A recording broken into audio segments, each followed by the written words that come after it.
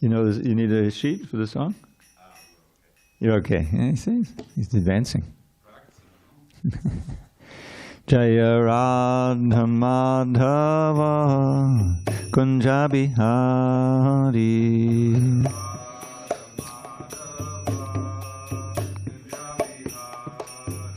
Jaya Radha Madhava Kunja Bihari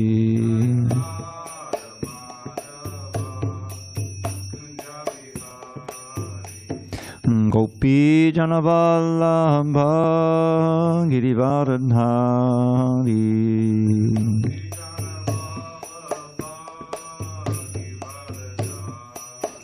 Jaya Gopi Janavallabha Girivardhari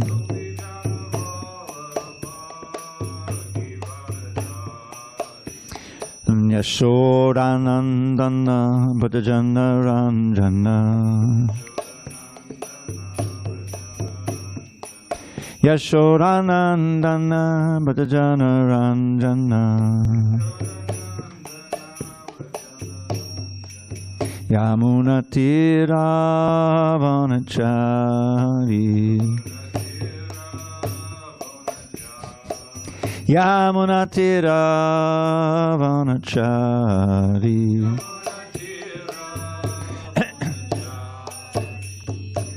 Hare Krishna, Hare Krishna, Krishna Krishna, Hare Hare, Hare Rama, Hare Rama, Rama Rama, Hare Hare.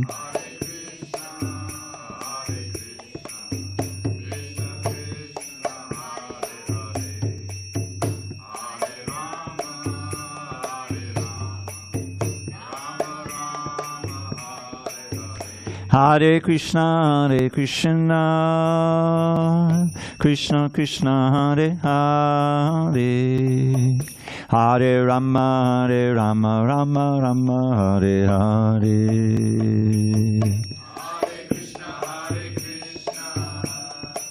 Krishna Krishna, Hare Hare, Hare Rama, Hare Rama, Rama Hare Hare. Hare Krishna, Hare Krishna, Krishna Krishna, Hare Hare, Hare Rama, Hare Rama, Rama Rama, Hare Hare. Hare Krishna, Hare Krishna, Krishna Krishna, Hare Hare, Hare Rama, Rama Rama, Hare Hare.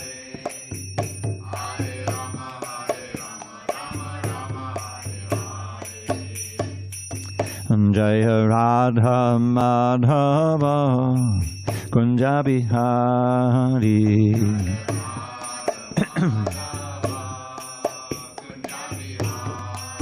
Jaya Radha Madhava Kunja Bihari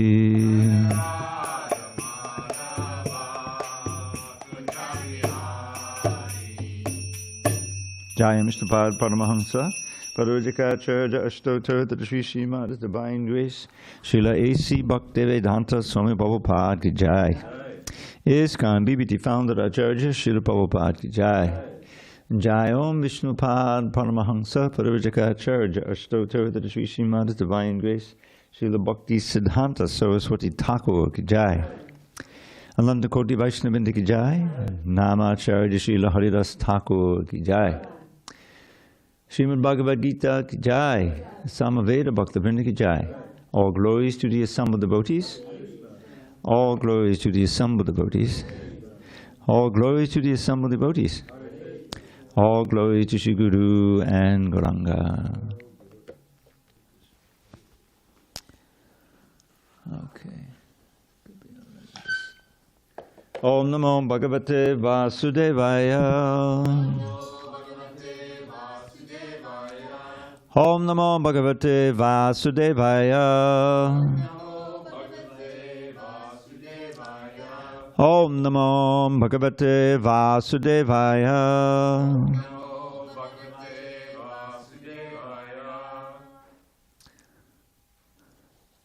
On this first day of April 2024 in San Diego, we're reading from Srimad Bhagavad Gita as it is, translation and commentary by His Divine Grace, HG Dravida Swami Prabhupada. Chapter 6, Dhyāna-yoga, text 26, near the top of page 280.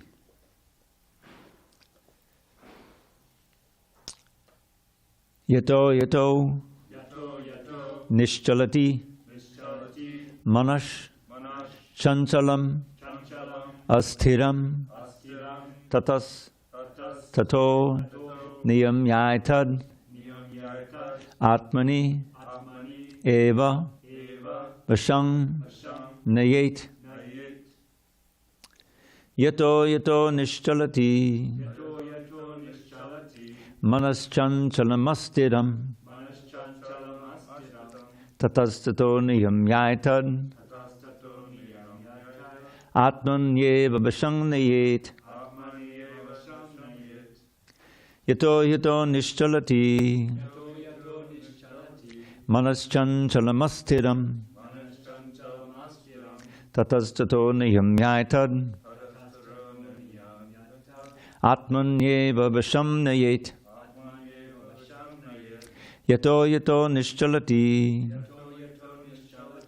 Manas Chanchalamastheram Tatastato Niyamyaitad Atmanyeva Vashang. Go ahead, David. Yato Nishchalati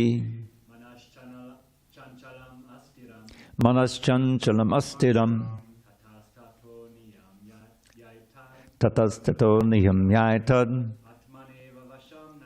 Atmanyeva Vashang. Yato Nishchalati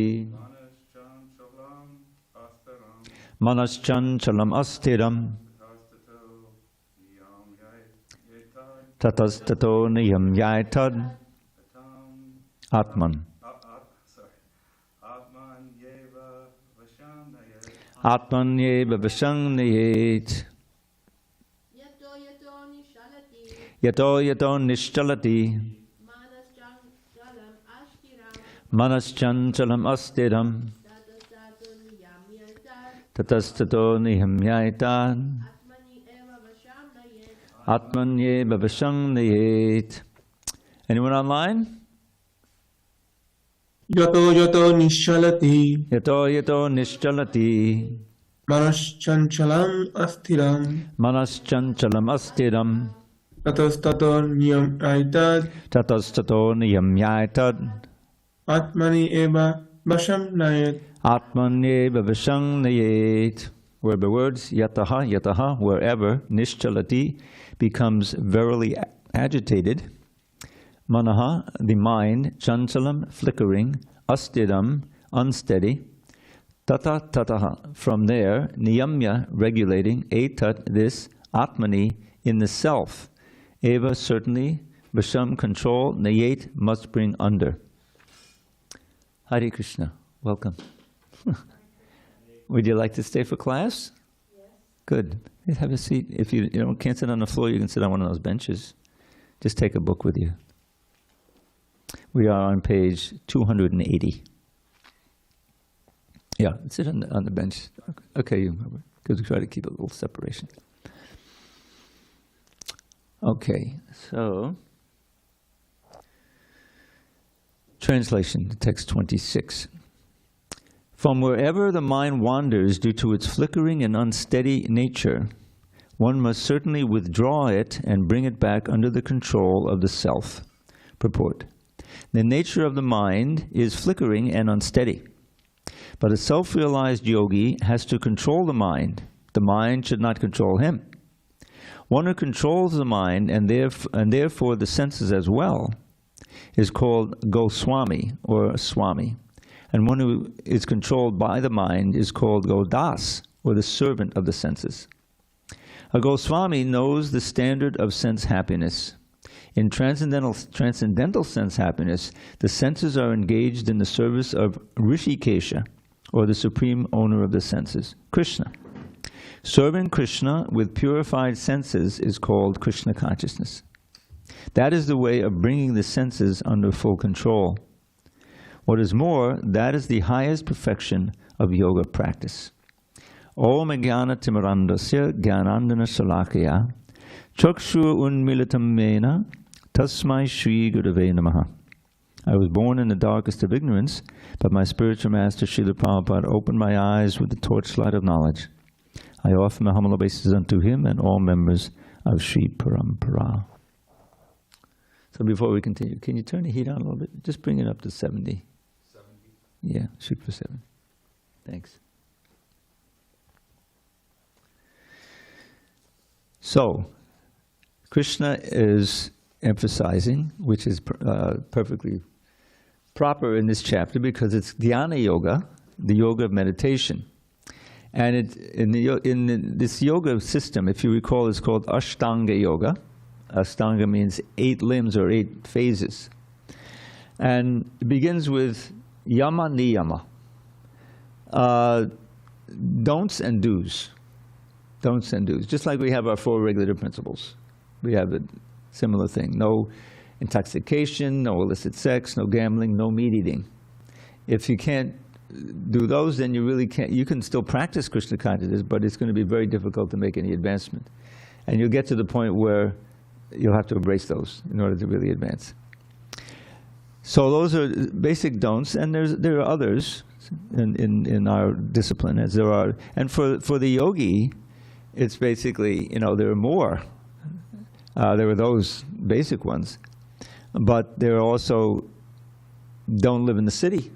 You have to be alone. This is used to get, and don't slouch. You have to sit, back with your back straight, because everything depends on everything. It depends on facilitating the control of the mind, getting control of the mind. So yama, niyama, and the niyamas are the do's. Do go to a secluded place, do sit in this way, do pranayama. That's the next, well, it first comes then asana. Asana is as we're sitting, how to sit with back straight and so forth like this, right? Then comes pranayama. Maybe you've tried it in the yoga studio. I did a little bit, in one out, not in one nostril, down in the other nostril, and so forth. And it can be very calming for the mind if you watch the breath and so forth. And it also makes your body stronger. So pranayama is an essential element, one of those steps. And then pratyahara. Pratyahara is withdrawal of the senses from the sense objects. Now, just being alone in the middle of a forest is going to help with that. But it's also the memory, because the mind is very much connected to the senses. And so you have to expunge. You can't be sitting there and contemplating sense gratifications you once had, then what's the point? So that withdrawal means also becoming distant from the sense object, so that you can bring the mind within, and you're going to be meditating within the heart, looking for the self. Now, it's important that the convention that was established near the beginning when we started editing Prabhupada's books is to capitalize the S in self when it's indicating the super self. In chapter 13, we're going to learn about the soul as the knower of the body.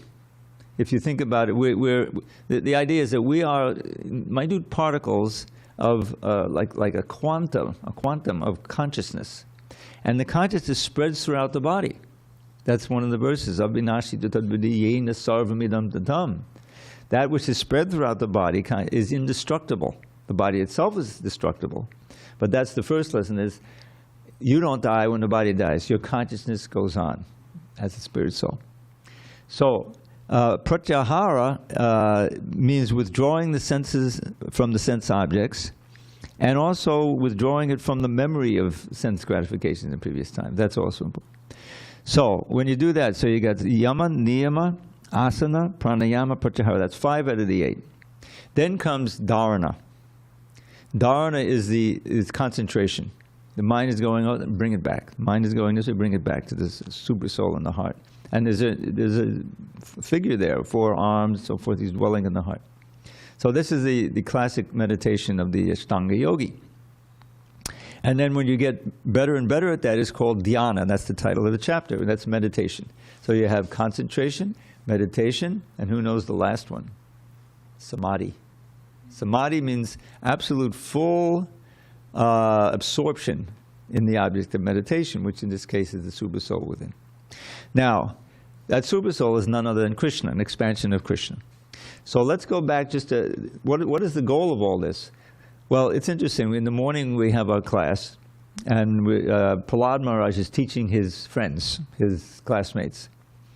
And he says something which I think everyone can say, well, yeah, that's obvious.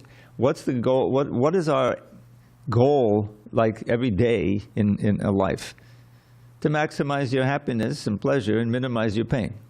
I mean, that's kind of given, even for animals, you know. If there's some threat, right? If there's some insect walking, we try to save them so we don't kill the insect. So immediately, if there's some vibration, they know there's danger. So intuitively they try to run, avoid it. You know, like, they decrease the pain. And pleasure, well, you know, for ants there'll be some sweet, you know, whatever. But for human beings, there's a whole panoply, you know, of pleasures. So that's what human life is about. We try to increase our pleasure and happiness and decrease the pain. So, but ultimately we fail, because all of our pleasures, our time in this body, eventually the body must give out because of time, because of the nature of time. And that means that slowly or quickly you're going to be unable to enjoy, and your life will be one of suffering, and you'll try to mitigate that, medical things, painkillers, whatever, you know. Ultimately, death. It gives out, which is always very painful and shocking. You don't know what's going to happen. It's very distressing. But you don't die. You go on according to your activities. And if there's no, if you led a very impious life, a sinful life, then you'll be punished, and you may lose the human form of life and go on. And this has been going on for thousands and thousands and millions of births. We don't know. This human life is a chance to end this. And what does that mean? The same thing, but in the ultimate sense. Decrease the pain, the suffering, down to zero, and increase the enjoyment beyond what we can imagine. That's the promise of Krishna consciousness. And that's spoken of in text 20 to 23. If we'll just turn back to on page 275, I'll read the translation. And you can see he's giving, and this is something that's not that the devotees don't experience. This is he's describing the Ashtanga yogis, but this is true of all, and Prabhupada makes it clear in the purport. This perfection, so in the previous verse he said, as a lamp in a windless place does not waver, so the transcendentalist, the yogi, whose mind is controlled, that's all in the mind, remains always steady in his meditation on the supreme transcendent self, cap as self, supreme Lord within the heart. So then he describes that state. In the stage of perfection called trance or samadhi, one's mind is completely restrained from material mental activities by practice of yoga. This perfection is characterized by one's ability to see the self, cap as self, the soul, supersoul, by the pure mind, and to relish and rejoice in the self. In that joyous state, one is situated in boundless transcendental happiness, realized through transcendental senses.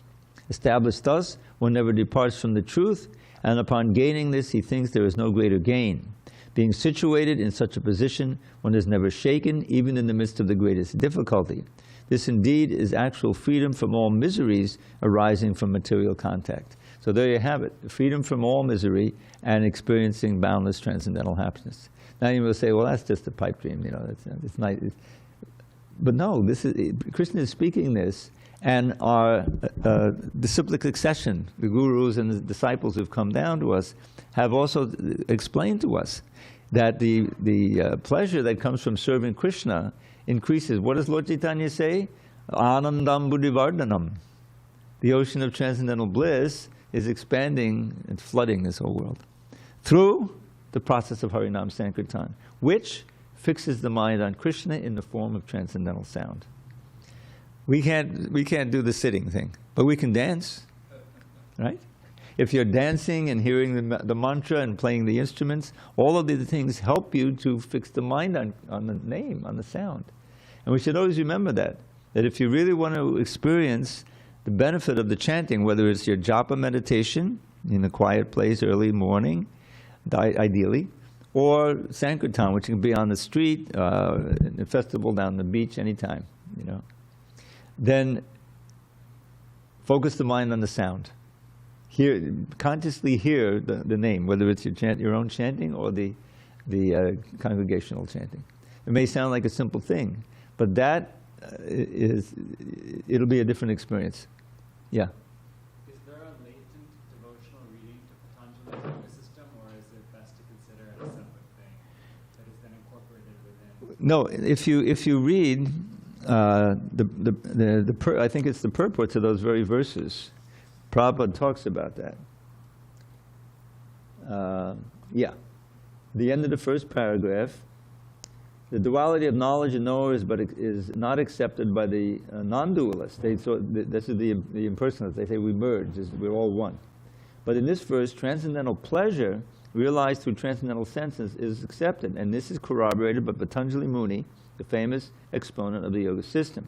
The great sage declares in his Yoga Sutras 434 in the Sanskrit, and then this key phrase is at the end, Chitti Shakti Iti. This Chitti Shakti, or internal potency, is transcendental. Murashata means religiosity, and goes on to say that this is the internal energy. And this internal energy is spiritual, and ultimately we understand it's personified as Srimati Radharani, who is Krishna's Ladini Shakti. Prahlad, the one who is experiencing unlimited spiritual pleasure. So this all, it fits together. So yes, there is that in the yoga system, but in that yoga system, you run the risk of becoming enamored of the shaktis that you develop, of the yoga siddhis that you develop, because you see that purification that comes with service attitude and the chanting of the holy name isn't there for the yogis. So they can be pure, but it's much more difficult. And the general tendency is that they are looking for liberation, or they're looking for these powers, you know. And so that's why, and it's practically impossible in sage for us to do it. So you'll find, as this chapter goes on, that Arjuna rejected it. Arjuna is a personal associate of Krishna, and it is 5,000 years ago. And he said, no, it's too difficult. What was the yato manas chanchalamastadam? Chanchala means very flickering. You may notice that the mind likes to go here and there if you don't control it. And even when you're chanting japa, the mind is wandering. Bring it back, bring it back. That's an offense. So everything that the yogis can experience is there in bhaktas, but more, even deeper happiness and complete cessation of all misery. So that's what's happening here. But also we want to follow this, chanting japa from wherever the mind wanders, bring it back under the control of the self in the form of the holy name. So it's the same idea. All right, let's move on. Text 27. Prashanta manasam yenam yoginam sukham uttamam upayati shanta rajasam brahma bhutam akalmasham. The yogi whose mind is fixed on me verily attains the highest perfection of transcendental happiness. He is beyond the mode of passion. He realizes his qualitative identity with the Supreme, and thus he is freed from all reactions to past deeds. Purport. Brahma Bhuta is the state of being free from material contamination. Brahma Bhuta, yes, it's in this verse. Contamination and situated in the transcendental service of the Lord. Mad bhaktim labate param. This is text 1854, where this very phrase Brahma Bhuta is also given. One cannot remain in the quality of Brahman, the Absolute, until one's mind is fixed on the lotus feet of the Lord. Savaimana Krishna Padada Vindayo. To be always engaged in the transcendental loving service of the Lord, or to remain in Krishna consciousness, is to be factually liberated from the mode of passion and all material contamination. And so since Brahma Bhuta is in the verse, and Prabhupada mentions it in the purport, why don't we just turn to 1854. I'll give you a page number in a second. A very important verse. Page 694. And Krishna is winding up his instructions here. This is the last chapter, and he speaks about Brahma Bhuta. Brahma Bhuta prasannatma nashojati nakangshati samak sarveshu bhuteshu Mad bhaktim labate param. All right, so it begins this translation, one who is thus transcendently situated. So we need to read the previous 3 verses. I'll just read the translation. You'll find out what he's talking about. Being purified by his intelligence and controlling the mind with determination, giving up the objects of sense gratification, being freed from attachment and hatred, one who lives in a secluded place, who eats little, who controls his body, mind, and power of speech, who is always in trance and who is detached, free from false ego, false strength, false pride, lust, anger, and acceptance of material things, free from false proprietorship, and peaceful. Such a person is certainly elevated to the position of self-realization, and that position is Brahma Bhuyaya Kalpate, the last words in the. So now he's defining what state that is, what Brahma Buddha is, and realizes supreme Brahman and becomes fully joyful, prasannatma, and he never laments or desires to have anything material, equally disposed toward every living entity, and in that state he attains pure devotional service to me. So the ultimate goal of all of it is bhakti, pure devotion. That's the way you can stay situated and stay fixed in it, in transcendence. Otherwise, if it's just merging into the absolute, brahmananda, it's not fulfilling. There's no rasa there. There's no relationship. It's impersonal. And that's why Prabhupada would always quote this verse, Yen ye adabindaksha vimuktamaninas tvayashta bhavad avishuddha buddhaya. Aruha Kṛṣṇa parang padang tata patantyado anadidi yushmarangriya. That param padam, or position of transcendence, if you will, is Brahma Bhuta. But here the demigods are praying to Krishna in the womb, and they're saying that besides the bhaktas, there are others, O lotus-eyed Lord, who think that they're liberated. They think they're liberated, but they're not really liberated, you see. Although they're in the Brahman platform, Avishuddha Buddhaya, because their intelligence is not fully purified by devotional service. So then he describes Aruha, they rise up, Kṛṣṇa. Kṛṣṇa is an onomatopoeia, you know what that is in English? So a word that means like what it sounds like, splash, you know, right? There's a lot of them. So this Kṛṣṇa means severe austerities, because you have to control the senses and mind and everything without the benefit of kirtan and the deities and the prasadam and the association. So you're just all alone, you know. So by great austerities, you can rise up. Kṛṣṇa parang padang. Parang padang is the transcendental position. But that patantya dho, but they fall down again, because there's nothing going on up there. The whole benefit, no more death, no more birth, no more old age, no more disease. Oh, wonderful. But how long can you do that? No kirtan, no nectar shlokas, you know, no festivals, no deities. It's not possible. So they fall down again, patantyado anadrida yushmarangriya, because they were averse to serving the lotus feet of Krishna. So we're not going to do that. So here basically he's saying, yes, it's a battle with the mind. Chanchalam astadam, the mind is chanchalam. But if you can keep withdrawing it from whatever it's being drawn to and diverted to, and fix it again on the Supersoul in the heart, gradually you can become perfect and experience this high state of bliss. But it's not secure until you're fixed in devotional service. Okay, let's go on. Prashanta manasamyenam. Isn't that 27? 27. Bottom of page 280. Go back on page 280. Yeah, I read Yato Yato Nishthaladi. I mean, I am getting senile, but I'm not that. Yes, we did Yato Yato. Now we'll do 27. Prashanta manasangyenam yoginang sukham uttamam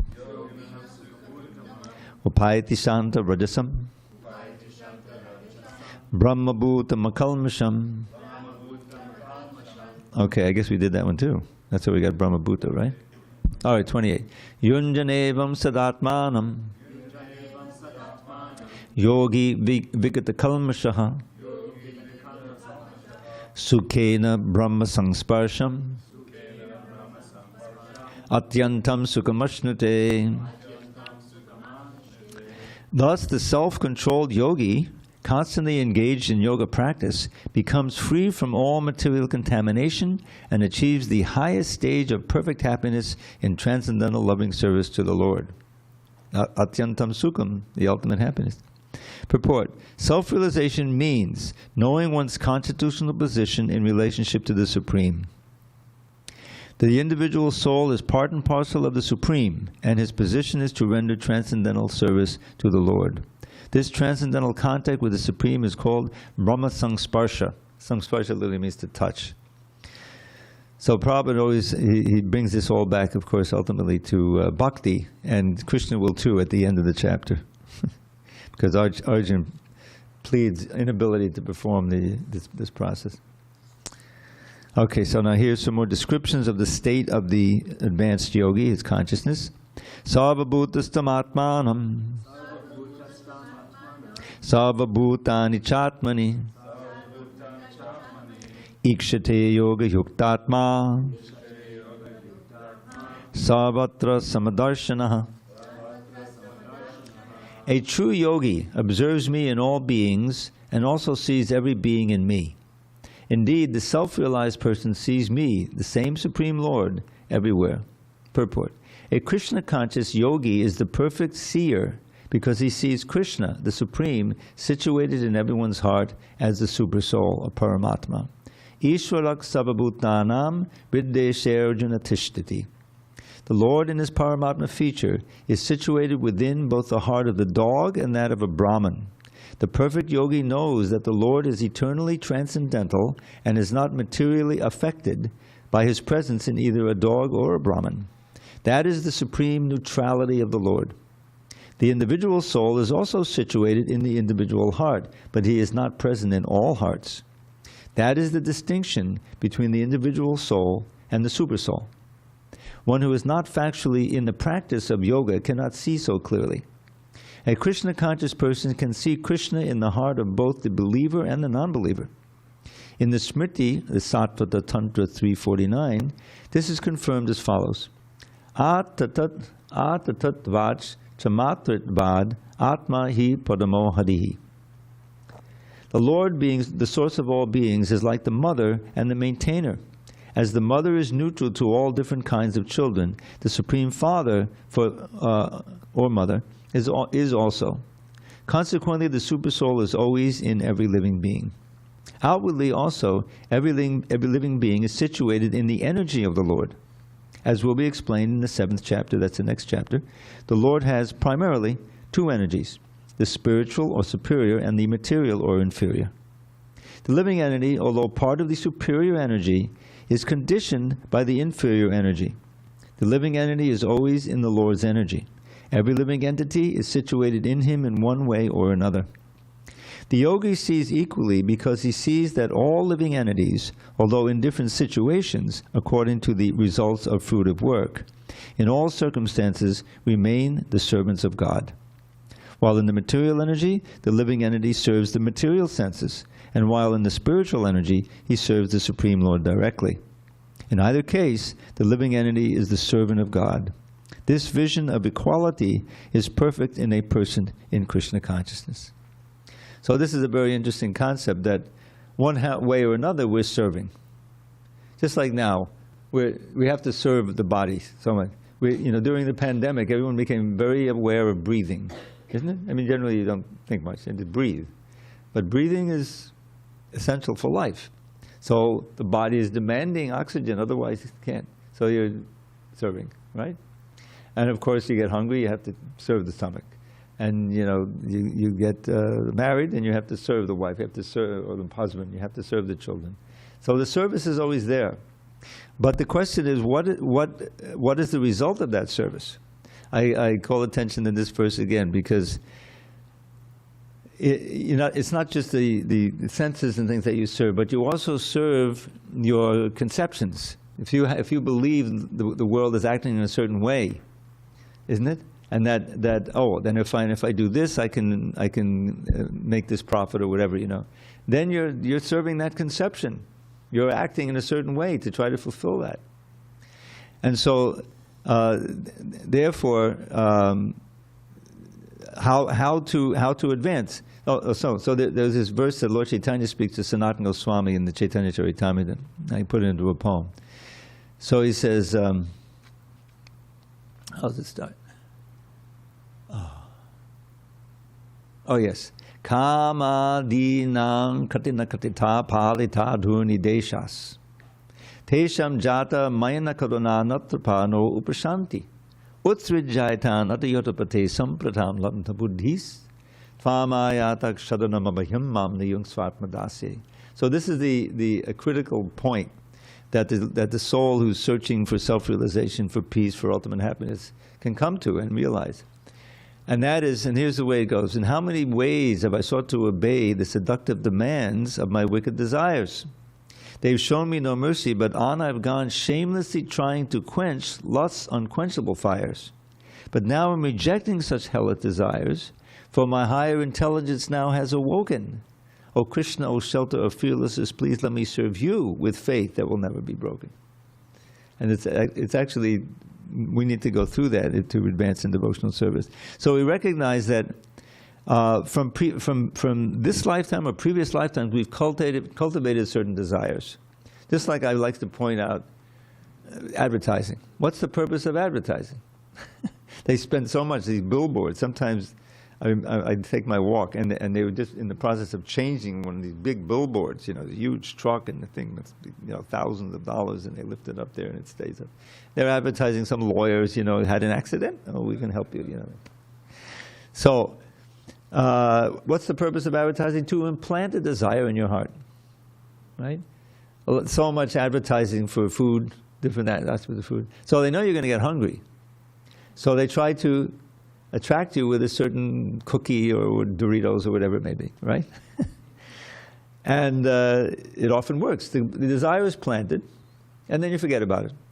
But then when you get hungry, and you're wandering, you're walking in the supermarket, oh, why don't I try the Doritos? I remember I had those at my friend's house, yeah. And before you know it, you got 2 bags, you're watching TV. So that desire is planted, then it'll happen again and again and again. Just like, hopefully, I don't know if anyone has experienced smoking cigarettes. Hopefully it's pretty much gone out of style, but there's still millions of people. So in my day, when I grew up, this is I was 15, 1962, say. To be with it, with all my friends, I had to learn how to smoke cigarettes. So I remember I went out to the park, and I started smoking. I was coughing, but I went through it, and then luckily I didn't have such a bad habit. I don't think I ever got up to a pack a day or anything like that, but I was smoking, And every so often, after a certain time, you feel the need. You got to smoke, right? You've implanted that desire. It's in your physical body. That's an addiction. So, and there's so many subtle desires. And just by being in a body, just by, there's things that come up, very powerful desires. This sex desire is there and so many different things. So we have to serve them. You have to obey them, And there seems to be a pleasure there. There is a certain pleasure there. So how many desires, subtle and gross, have we been serving? And then you die with these desires. And then that's the subtle body. This is the science of reincarnation. It's actually very simple and logical. We have 2 bodies. We have the gross body that we see. Prabhupada likens it to a shirt and a coat. Like I'm wearing a kurta here, and I have my little coat, because it gets a little coat. So this is the gross body. And the kurta is my subtle body. Now when you die, this coat goes, and it's likened to that, taking off in the second chapter, taking off an old, garment, and you get a new one. But what doesn't die at that time is your subtle body. You have your mind, you have your intelligence, and you have your ego. These are progressively more subtle. In the next chapter, Krishna will list, the material elements that go into making our existence here. Earth, solid matter. What could be more obvious than that? Liquids. Okay, there's plenty of liquid out there. There's plenty of blood in our body. That's an important element. Earth, water, fire. Like think of your digestive system. You have fire in the body, and this is fire. So all of that that's another energy, progressively more subtle. See, so earth, water, fire, air, gases in general. So much air we have to have, and then ether. Ether is the space where everything rests. It's a very subtle element, and more subtle than that is the mind. We all have a mind, but I can't see your mind, you can't see my mind, but we know we have it. It's there, very important. And then the intelligence is differentiated, your power of discrimination and judgment. The mind is likened to another sense. All the senses come into the mind, and the mind says, oh, that looks pleasurable, follow that one. Ooh, that's frightening, let's not go there, So the mind is making these judgments all the time and controlling the sense. Mind and ego, the sense of self, what are we? And we're all identifying with the body. I'm 76-year-old man, American. I got American. I got the American passport. I got my license. That's an important advantage. And I live here and there. And, all these that are pertaining to the body, where the body is, how old it is, the color it is, all of that stuff. So all of that is a big mistake, to identify with the body when we are the soul. The body changes constantly and eventually dies. The soul doesn't die. We don't die. Isn't that good news? It's good news, especially if we can improve our situation in the next life. But if we do certain things in this life, we go against these laws, natural laws and God's laws, then that's called sin, and we may very well lose the human form of life. As souls, we're no different than these ants crawling on the ground, or the trees. There's a little particle of consciousness in there animating that tree. That's why it grows. That's why it, So we could inhabit those bodies if we become violent and vicious, violate the laws of God like that. So knowledge is so important. How to act in such a way, and this is where the intelligence. No, I'm not going to. Well, because who would want to smoke a cigarette? Unless you're already addicted. So, but I'm not going to go, and no intoxication. I don't need it. I used to think I needed it, but I don't need it. And I'll just chant Hare Krishna, Hare Krishna, Hare Krishna. And that's the great thing, is that the attraction to Krishna, especially through the holy name, begins with the sound, begins and ends with the sound, but that's essential, can purify your heart so that you don't no longer want these things that used to be your masters.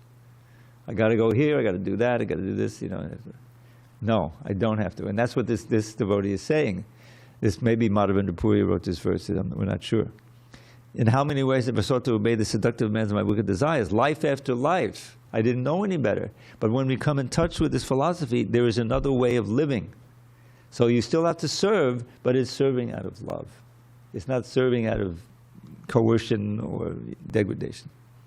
The very same senses. There's a beautiful verse that says, Atakshi Krishna Namadi Nabhaved Grayam Indriya. With this, our present senses, we can't really understand the holy name and all of these different things. But if we simply begin the service of Krishna, beginning with the tongue, chanting the name, of course, hearing and tasting prasadam, and follow the practice, then the senses and the mind and everything becomes purified, and we become able to appreciate and to really relish in the holy, the name, form, qualities, and pastimes of Krishna. Yeah. You see, yeah. How does the yogi reconcile that samadarshana, seeing equally, with making hierarchical judgments or making distinctions between one form and another? Like, for instance, being able to tell the difference between higher and lower, spiritual and material. What I guess the question is asking, what's the nature of that samadarshana, that's seeing equally? Well, this comes up here and also in the verse we chanted from the 18th chapter, and also another near the end of the 5th chapter. So you see equally in the sense that you see that every individual is a soul, and therefore you recognize your kinship with them. It's not just that they're souls, but that I should obviously not try to injure them, but I should try to help. How can you help? Well, the lower animals, it's hard, they can't sit in Bhagavad Gita class. It's hard enough for human beings to sit in class, especially when I'm giving class. But but they can benefit from prasadam. And even if they're just regular, ordinary dogs, cats, and everything, they can benefit from the holy name. Hare Krishna. Hare Krishna.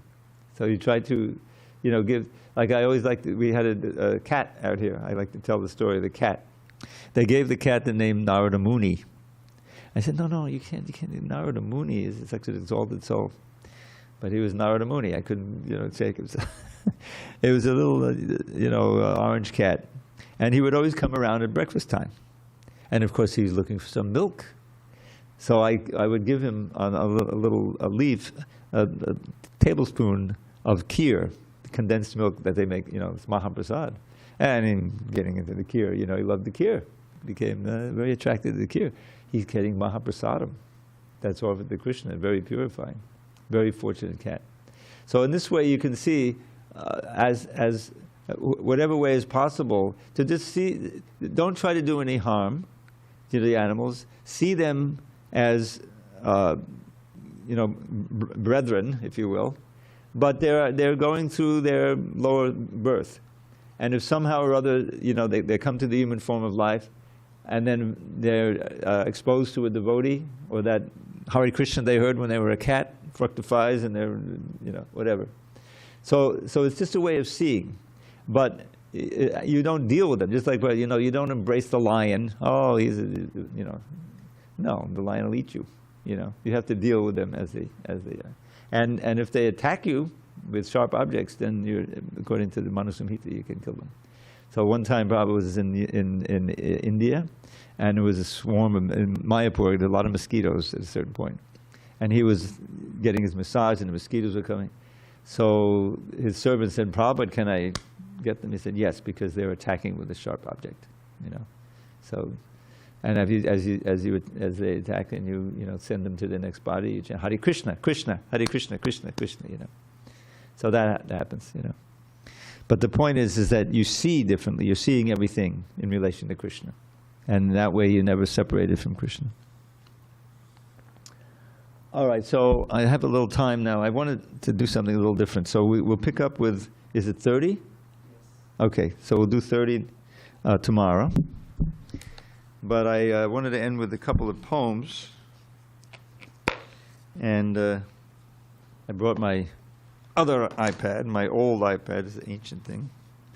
But I have the pictures of the paintings of Krishna's Leela. So what I'd like to do is sort of call this up, assuming that it works as I planned.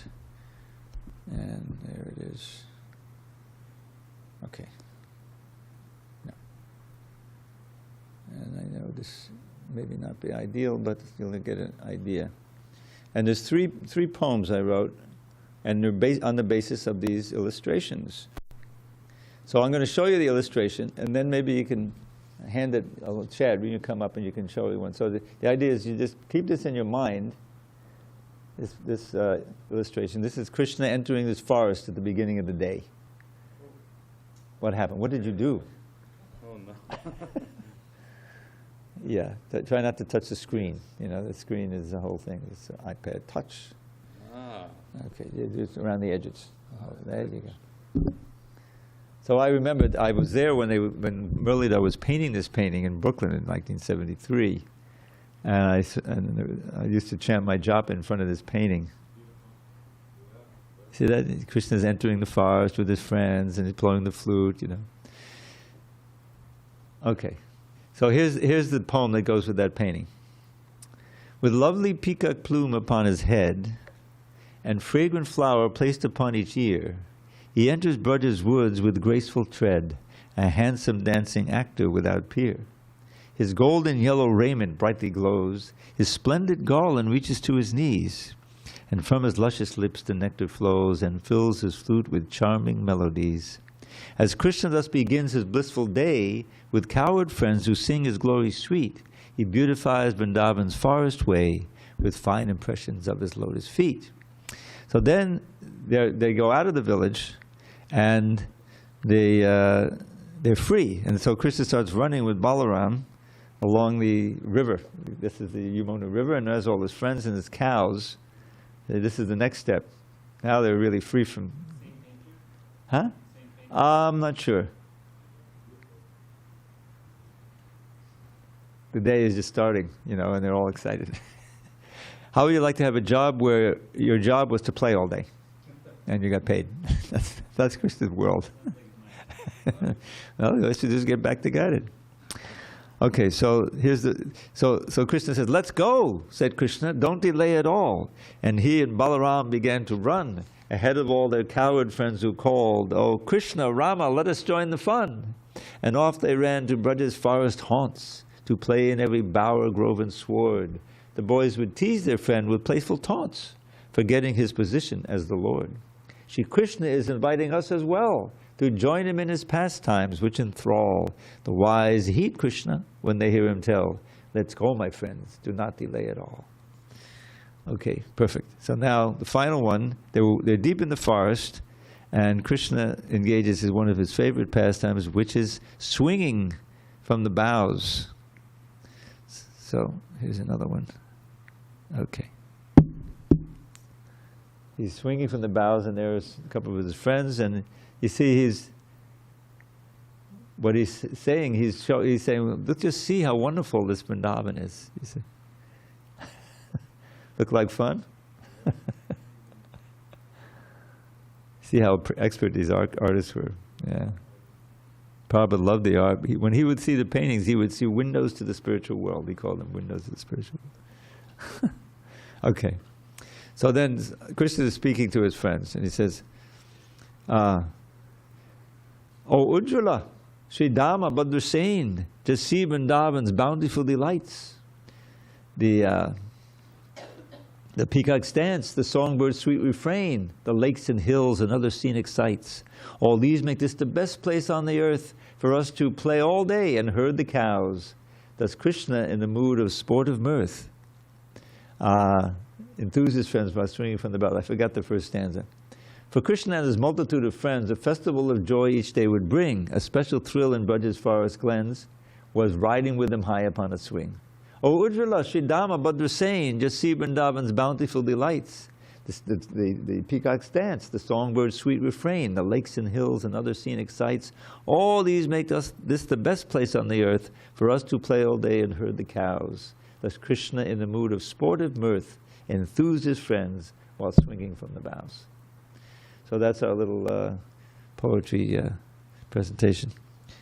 But yeah, I think we should probably adjourn. So all glories to Srila Prabhupada. Thank you for your attention. We'll resume tomorrow with text, you know? Text 30. 30, yes, yes. That's a lot of devotees. This particular translation of that text 30 is also a little rhyme. You'll see, just by accident.